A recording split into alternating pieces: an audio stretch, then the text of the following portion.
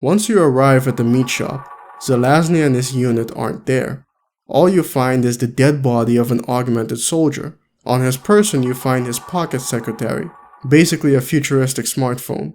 On it there's an email indicating that he was a bell tower spy within Zelazny's group, and they most likely killed him when they found out.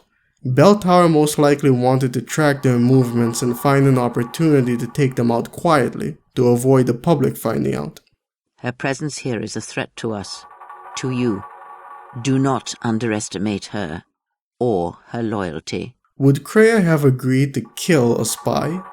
At some point, probably, but in general, no. Do not see every enemy as an enemy. See them instead as an ally, whether they realize it or not. Killing someone closes any opportunity to exploit them. A dead body isn't all that useful in most situations. But a live one, even a spy, can be manipulated into feeding his handlers false information, for example. Following the clues, you eventually locate Zelazny and his men. The doctor was right, they aren't hostile, and approaching them starts a dialogue with Zelazny. They send you? If you're talking about your former buddies at Bell Tower, the answer is no. Wait a minute. You're Jensen, right? I heard that some of my former buddies have been looking for you. He recognizes Adam Jensen. Could be from some Bell Tower database he had access to back when he was still aligned with them, or from the Bell Tower announcements that made every civilian in the city aware of your presence. You look familiar. Are you on TV? Oh, no, it's you. Please don't hurt me. I will not tell Bell Tower where you are. I'm not sure if they gave out your name though. Have you seen a heavily augmented white male tonight? Either way, there's obviously no point in trying to deny it. What are they gonna do? Turn me in? They're on the run too. An evildoer listens to wicked lips, and a liar gives heed to a mischievous tongue. What I just said can also apply to the inquisitive option in a way. Deflecting and asking him what the current situation means to him would most likely grant you very little. He's obviously not going to threaten to turn you in. He can't use the information himself. So at this point in time, being more inquisitive isn't the optimal choice. When a stranger sojourns with you in your land, you shall not do him wrong. Like I said previously, Kreia isn't beyond mockery, or just being plain rude. But around someone like her, you have to ask yourself, is there a reason she's doing what she's doing? In this scenario, she might be brash, since it's not being directed at the heavily augmented super soldiers that surround you, but at their previous employers with whom they had a falling out with. Much can be accomplished by getting on someone's good or bad side. Yeah, it seems no matter how many of their friends I send back in body bags, they just don't get the message. For the sin of their mouths, the words of their lips, let them be trapped in their pride. You've dropped the merc gig to become a man of the cloth? Hardly. I just have an interest in theology, and I love quoting the book. Everything in it is so evocative. Now, tell me, are you here to stop me? This made me wonder, are there any theologians in the Star Wars universe? I've personally never heard of anyone, at least not from within the universe, who would study religions like Jedi and Sith from an academic viewpoint. But anyways, Zelazny asks if you're here to stop him, a yes or no question, to which I believe Kreia would like to hear a no. Even if Kreia had any real interest in this little distraction, by this point, there still isn't enough to make up your mind. You're gonna have to play this by ear until you potentially find something you can get out of it. Besides, if you say yes, most people will assume by force. You don't want Zelazny thinking that, especially not after the previous dialogue option where you were trying to butter him up. Not exactly. I'm here on behalf of someone who wants you to understand reason. Let me guess. Dr. Wing, right? He's a good man, and I know he's only trying to do what he thinks is right. But he doesn't quite grasp the whole picture here. Then why don't you enlighten me? Start by explaining why you went rogue. When an average man decides he no longer shares his employer's views and opts to leave, we say he's handing in his resignation. When men like us do the same, it's called going rogue. You can't quit a job like ours, Jensen. You know that. Zelazny left Bell Tower, and now he's killing people. So far, we know of one city official that we were told he killed. So you could conclude from that, and due to him not appearing to be a bloodthirsty lunatic, that these killings are not random. So what's the reason? Defection is one thing, vengeance is another. The confrontation option will have Jensen tell him that he has no right to go around killing people. To which I believe Kreia would reply with, well, we don't necessarily know that now, do we? Who are these people you want dead? To find the answers to these questions, we'll have to dig a little deeper. With information being what it is, power, you'll see that you're gonna want as much of it as you can get. Yeah, okay, I can relate. But you still haven't answered my question. And what do you mean when you say you no longer share your employer's view? Back in the US, when I first got into the army, I did it because I wanted to serve my country. I believed in its values. I believed in its government. Back then, I believed that by serving my government, I was serving the people it was supposed to protect. Nice sentiment. But you don't work for the US anymore, you work for Bell Tower. Times change, Jensen. You know the story. Capitalism's final encroachment on one of the most lucrative industries in the history of mankind. War got privatized. The US military offloaded its special operations to PMCs like Blue Water Global and Bell Tower. I believed that as long as they were working for the government, they were serving the same cause. So when they offered me the chance to work on major operations at twice the pay grade, I made my jump. As you can see, Zelazny was naive in his approach to serving his country. Put the option to fight him out of your mind at this point. So far, it doesn't seem like it's entirely necessary or even what you want to do. Even if you do win, you'll be doing what the doctor wants, that's it. You go along your merry way the same as when you came in.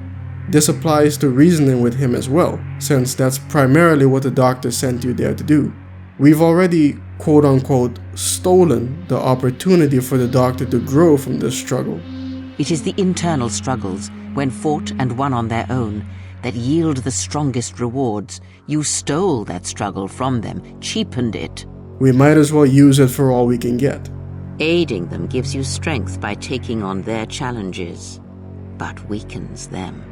If that is your choice, then use their dependency, feed upon it, until you have exhausted them. Then leave them. So we keep digging. Why don't we just skip to when things went sour? Bell Tower outfitted us with top-notch augmentations. The kind of stuff civilians never hear about. Gave us a massive edge over the enemy. Later, seeing as my unit was one of the most successful ones, they selected us for a special program. Top secret, experimental tech. Told us we would get to work on critical black ops for the US government. But there was a price to pay. Go on. We had to be implanted with a neural hub that manipulates memory centers in the brain. Basically controlling what you can and cannot remember. And you agreed to this? Beware of false prophets who come to you in sheep's clothing, but inwardly are ravenous wolves. The augmentation was supposed to keep us safe, make sure we'd never remember details if we fell behind enemy lines. That was the main function. The second one, the one they didn't tell us about, was to lower our inhibitions. Make us more receptive to orders we'd likely disobey. Bell Tower turned us into the perfect mercs.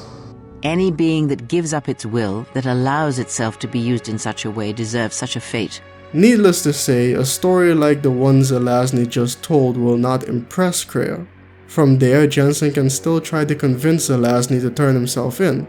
Bell Tower is the law enforcement in the lower Hengsha. The same corporation who don't want the story of Zelazny and his men being revealed to the public. As far as they're concerned, Zelazny can't exist. He's not stupid enough to hand himself over on a silver platter. Tell me more. If you were so perfect, and the hub made you so perfect, how did it fail? How come they didn't outfit the whole agency? I told you the tech was experimental. After a couple of ops, I started experiencing memory shifts, remembering bits and fragments of past operations. Slowly, I realized some of these operations couldn't logically have been orchestrated by the government. I was asked to do highly questionable things, even by professional standards. Aren't we all? Not like this, Jensen. Our services have been sold to corrupt officials in the American and Chinese governments. A combination of lies and use of the neural aug made sure we complied. We were working for a shadow government. Individuals corrupted by a quest for personal power. So how'd you get out of it? I confronted the project director. He quoted Apocalypse Now. You have to have men who are moral, and at the same time who are able to utilize their primordial instincts to kill without feeling. I forced him to disconnect the hub, for me and my squad mates here. And then I killed him. I went through his files and contacts. I know who these corrupt men are now. They've turned us into killing machines, and now they'll get to experience their experiment firsthand. Zelazny discovered his lack of autonomy, and much like Kreia, he rebelled against it. He discovered the betrayal of his employers and made the project director remove the part that made him a puppet. In a way, you could compare the corrupt officials and bell tower executives to the Sith triumvirate, except Zelazny wasn't secretly one of them. He decided for himself that these people should die and found new purpose in delivering this retribution. The difference, of course, is that these people are not force-using immortals who would eventually wipe out all life. A man, nothing more. There was no teaching crack addicts like Nihilus, but even though she felt betrayed by the Jedi, Kreia didn't want them killed. The triumvirate had to go because as long as any one of them lives, then we, and all life, are doomed. it isn't that simple in the world of Deus Ex or even Star Wars when concerning corporations and politics. The Republic's Senate is probably just as corrupt. Even if Zelazny kills these people, they will be replaced and/or he and his men will be caught, and it'll be business as usual. What will it take to change this? How do we stamp out, or at the very least, keep corruption to a minimum? What can you teach human beings to keep them from succumbing to these temptations? I don't know. Some studies show that politicians and executives are likely to carry many traits associated with psychopaths, and there isn't exactly a cure for psychopathy. If you're playing a light-sided exile, then you'll most likely try to reason with the man. Listen, I have no doubt these men deserve to die. But you can't simply pass judgment on people. Nothing gives you that right. You have to turn yourself in. Play this by the book. It would be preferable to seek justice through the law. That way real changes could be made. However, Zelazny does not believe that to be possible. He probably believes that the corruption is too pervasive and systemic. His killing spree will amount to nothing more than vengeance, however. Like I said before, these people will be replaced, and it'll be business as usual. Even so, Zelazny goes on to make a very good point. You simply don't get it, do you, Jensen? These men I killed, and these men I'm going to kill, they have names, families. Their deaths shouldn't be erased from my memory by some electronic software. They should haunt me, taunt me, until I finally meet our Lord and pay for my sins. A person shouldn't do something as extreme as taking someone else's life and feel absolutely nothing. No matter who that person was, no matter how justified you were, you have to understand the severity of what you did. People, sometimes leaders, will associate words with individuals or entire groups in an effort to demonize and dehumanize them. Oftentimes, they would use names of animals. They'll call them dogs, pigs, rats. The temptation to do that is strong, believe me, I know, but it's not the truth. The truth is, they're human beings, and the only reason we do this is to make it so we don't feel bad when something happens to them, or when we're the ones actively killing them. Did you kill anybody? A few cops. No real people? Just cops. My sword was tearing asunder the lives of men. Yes, all of those men were evil, but they were human beings first and foremost, Kenshin. There's a line in Wolfenstein: The New Colossus that echoes this. In the game, the Nazis won the war, took over the world, and went on to do what you would expect. One character says, "Monsters did this," and another character replies, "Not monsters, men." And it's true. These atrocities aren't done by demons from hell like in Doom, or even space aliens. This is what we can do.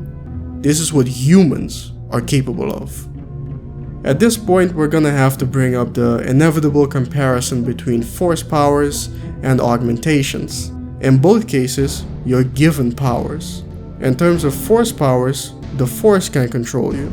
In terms of mechanical augmentations, your neuropozyne supplier can control you. Adam Jensen is similar to the Jedi exile in this regard, as his physiology makes it so he doesn't suffer from tissue rejection due to experiments that were done on him as an infant. As with force powers, it wouldn't be wise to become dependent on your augmentations.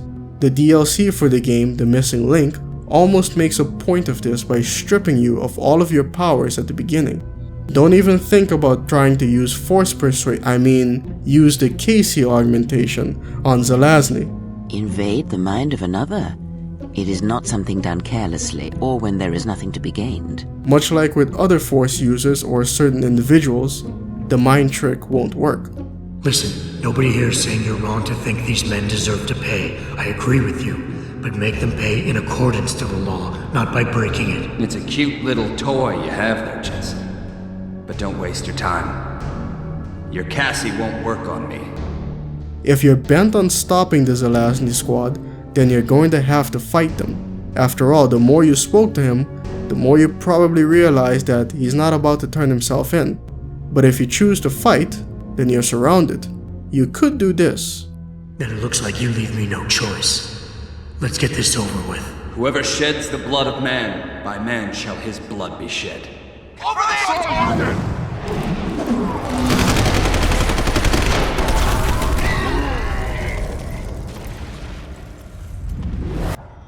But in that case, you'd be using the Force, so to speak.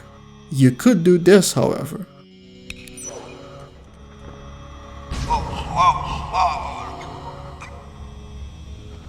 But you'd be doing that before you get a chance to speak to Zelazny. Regardless, this is what the exile might do. What would Kreia do? You might disagree, but I think Kreia would let them go. The doctor tried to appeal to our better nature, and as far as Kreia is concerned, we have much more important things to do. This doctor can do nothing to help us achieve that. Zelazny might prove to be the same, but she knows that he used to work for Bell Tower, the same people who are hounding us. We scratch his back, you never know. Whatever the potential, it'll certainly be more valuable than whatever a low-level employee of a multinational medical conglomerate can do. Dr. Wing said our situations would resonate. I don't think he realized it might go both ways.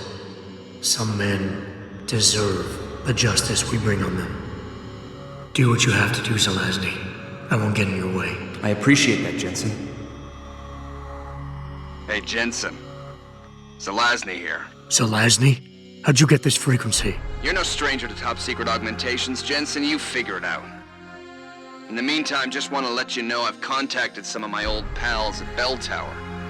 Got them to reassign a couple of local patrols. You should have a few less problems to deal with for a while. Thanks. Don't mention it.